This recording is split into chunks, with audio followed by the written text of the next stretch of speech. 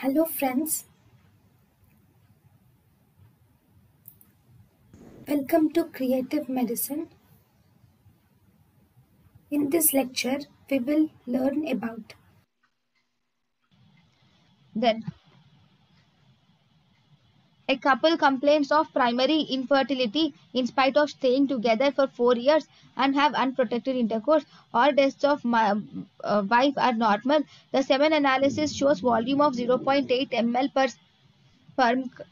Okay. The semen analysis shows volume of 0.8 ml and sperm count is 0.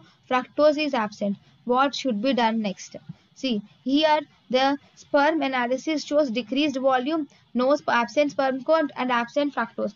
That means there is definitely a block in the after the seminal vesicle. Either after the seminal vesicle there is an obstruction. Either there can be congenital absence of seminal vesicles or there can be obstruction in the ejaculatory duct can be there. So in order to find the obstruction, so in order to see where the obstruction is, you will have to do ultrasonography for obstruction. Then